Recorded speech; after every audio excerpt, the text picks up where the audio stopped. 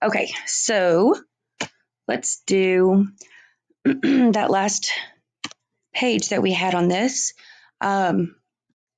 Swipe up. Okay, so this problem just says to perform indicated operations because there's a possibility that in between multiple polynomials, you have a positive or a minus, right? A plus sign or a negative sign. And so you just have to do what that particular sign tells you to do. So first, what I want to see is if I have any negative signs in front of a polynomial, because that tells me that I need to distribute that negative through, right? So I do notice here that I'd have a negative sign in front of two different parentheses. And so I want to do that, right? I also remember PEMDAS, which, basically kind of taught me to pay attention to parentheses and brackets, and you work like from the inside out. So what I would want to do is actually perform the indicated operations inside of my brackets first, and then I'm going to look at that that last polynomial on the outside. Okay, so let's go ahead and let's distribute this negative sign through. Distribution is also one of the videos that we had done, just kind of going over the different properties and stuff. We're going to actually do our writing. I can figure out how to work this in black. Okay, so if y'all agree with me, 9m squared plus 5m minus 10, there's nothing that needs to be distributed there, right? So we can just go ahead and write those terms down. Okay, now here we did distribute a negative. We haven't done it yet, but that's what we're doing. So negative times positive 6m squared is negative 6m squared. And then a positive 4m. Y'all remember I told you that the signs just changed, right?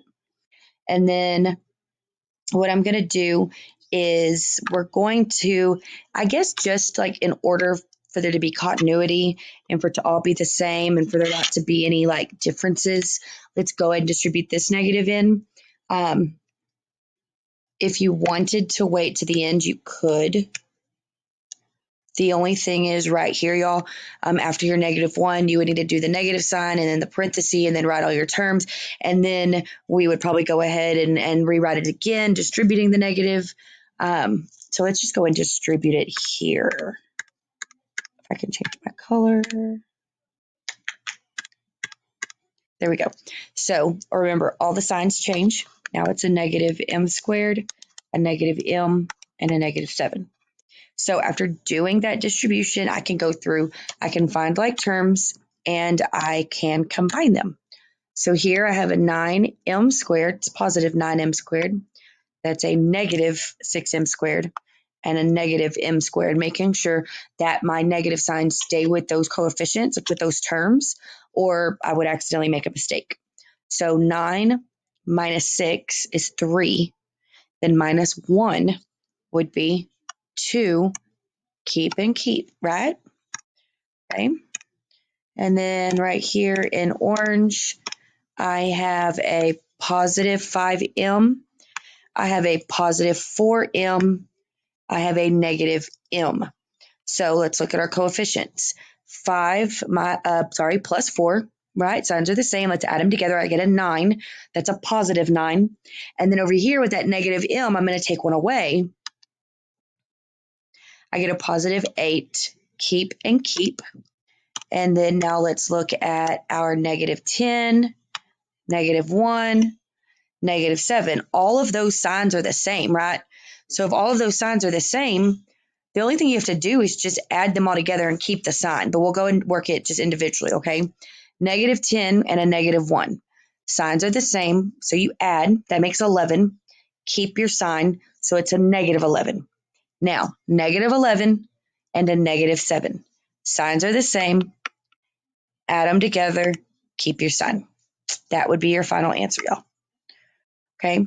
There is a way that you could, I don't know what color to pick. There's your answer.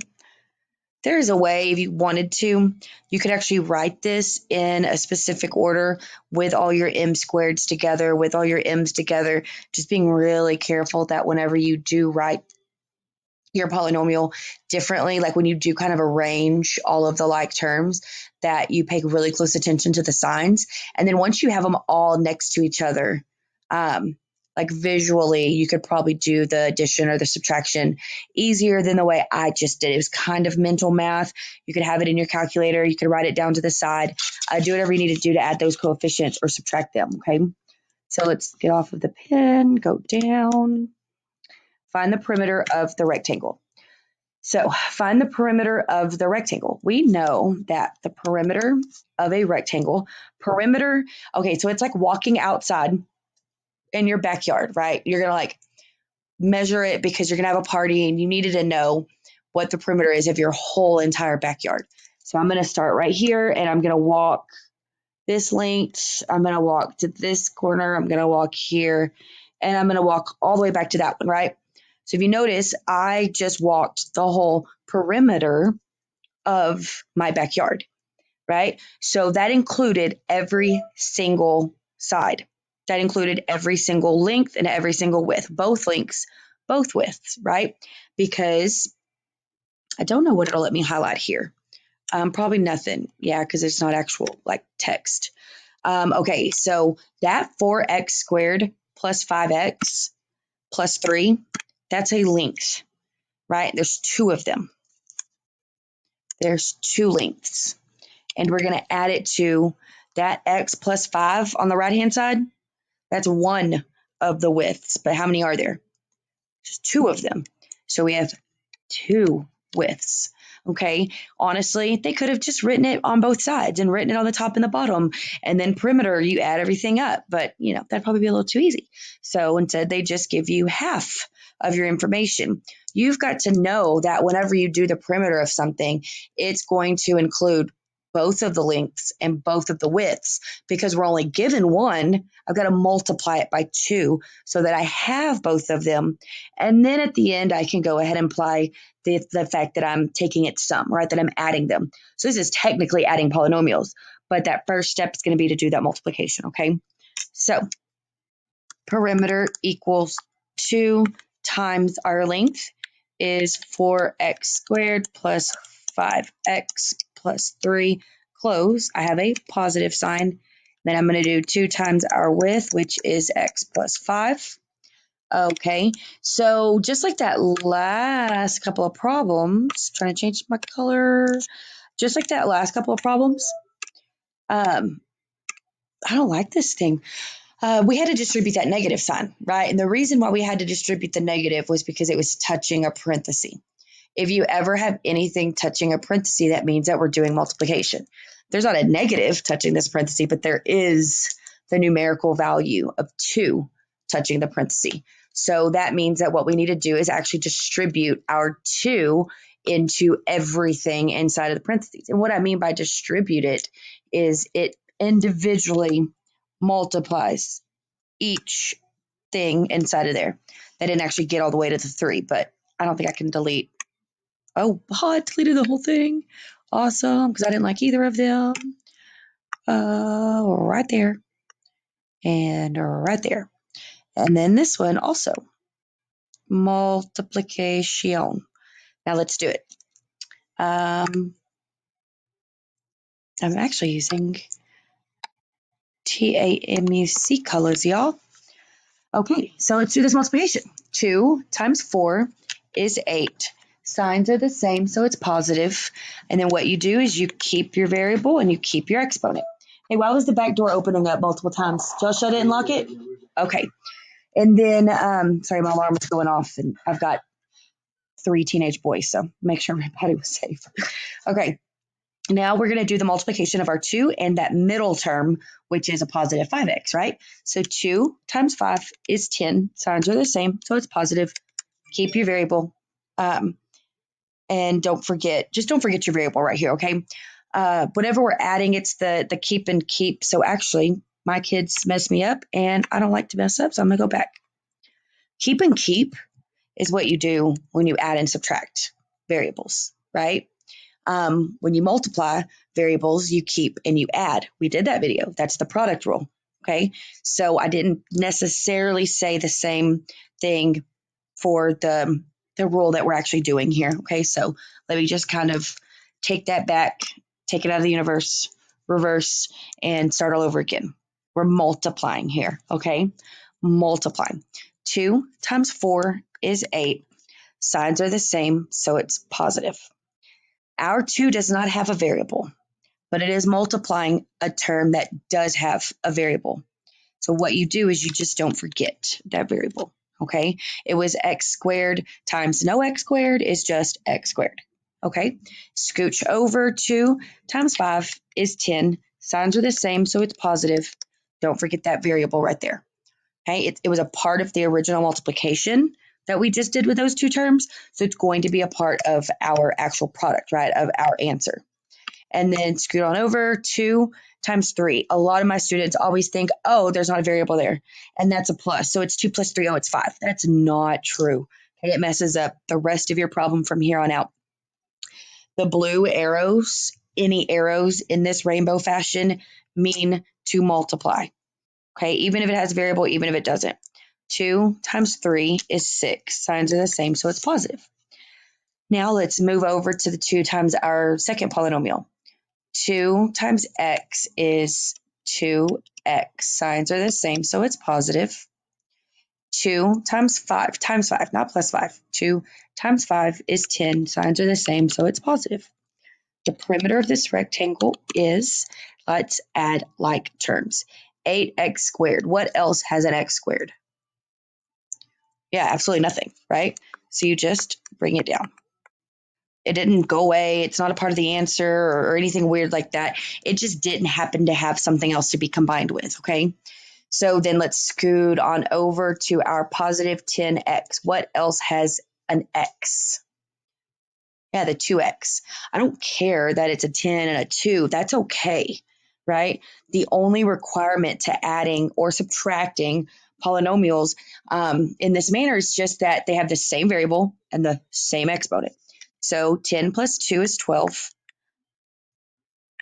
and that's a positive 12. Keep and keep. Keep your variable, keep your exponent. That's why they have to be the same. I feel like I say this all the time. These have to be the same because I can't add them and keep the variable and keep the exponent if they're different. Which one do you keep? Like, how do you choose which one's more important, you know? So that's why it has to be the exact same. And then my 6 and my 10, those are just constants. They do not have a variable attached to them. Those are the same. Those signs are also the same. So we know that if I have positive 6 and a positive 10, add and keep, the perimeter of this rectangle is 8x squared plus 12x plus 16. Now, I know it seems kind of weird. Like, how could I actually walk the length of my backyard and it be a trinomial? You know, there could be multiple variables that come into play. And so that's why something that you're used to seeing, right, like a perimeter, could be written in this form.